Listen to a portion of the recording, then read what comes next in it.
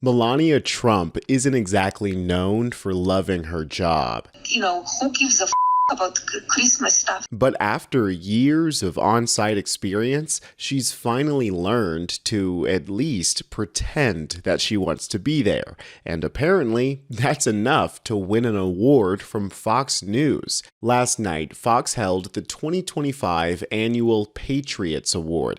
That's the Nazi rally from Madison Square Garden. It's pretty much the same event, but with a different name. And this little conservative circle jerk didn't exactly go over smoothly for the First Lady, or for Pete Hegseth, both of which tried to get big reactions from the audience and completely fell on their faces. Make sure to subscribe to Really American, and let's just jump right into it. We'll start with Melania because, well, she is First Lady after all. I applaud American dreamers and innovators who embrace originality. I know that Mrs. I copy my fits from cartoons isn't talking about originality. I guess every Trump has more ego than brains, because we're talking about a person who literally plagiarized her predecessor. The values that you work hard for what you want in life. That your word is your bond. That your word is your bond. That you do what you say you're going to do. And you do what you say and keep your promise. That you treat people with respect.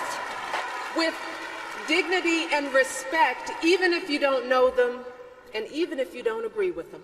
Let's embrace the spirit of ambition. Let's celebrate everyone who dares to think differently, for it is these courageous Americans who are the heartbeat of our civilization. Trust me, I know a little bit about challenging convention. What is this woman talking about? The laughter that just came from the audience was definitely laughing at her and not with her, because the only convention that Melania is challenging is the convention that you should be understood when speaking English. This is a woman who may or may not have been trafficked here, illegally overstayed her visa, and then married the richest man that she could possibly find. I mean, honey, I hate to tell you, but that's one of the oldest conventions in the book.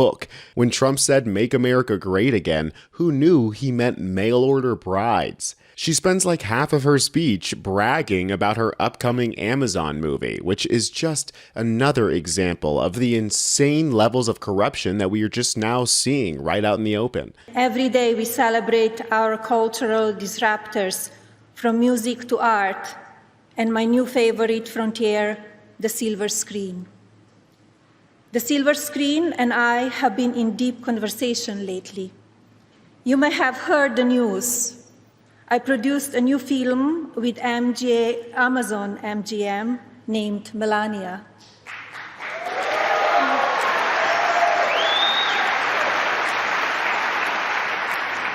What does the world want to know about becoming America's First Lady?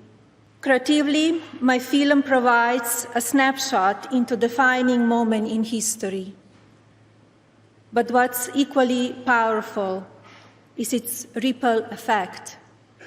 My single vision united photographers, filmmakers, music makers, writers, and creative visionaries across New York, Palm Beach, DC, and LA, leading to an impactful bicoastal collaboration, driving job growth and impact far beyond the screen.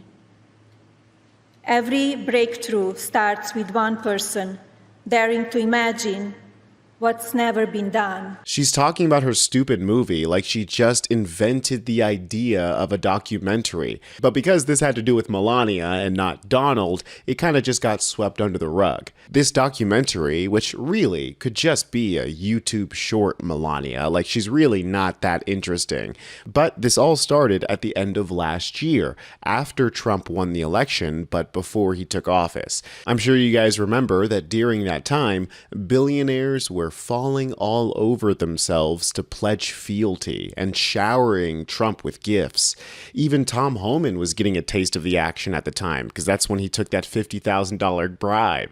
But Melania, ever the entrepreneur, apparently is the one who came up with this idea to do a documentary about herself, of course, and approached Jeff Bezos directly with the idea when he was at Mar-a-Lago. And honestly, it's pretty smart of her to catch him while his mouth is busy and his ears are free. This is reporting from the New York Magazine.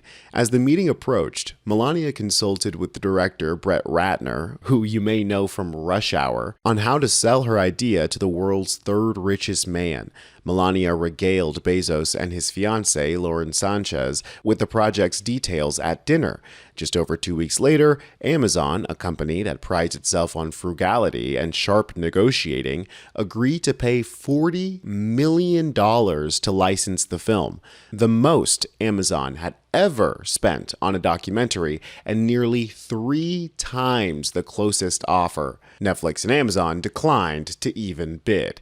Paramount made a lowball $4 million distribution rights offer. Disney, the most interested studio besides Amazon, offered $14 million, all of them just desperate for this complete flop. And in March, a person close to Bezos told the Financial Times that the Melania documentary is patently ridiculous, but it is very pragmatic. They added, he is doing a deal, offering money to buy the Trump family's affection and flattering the president.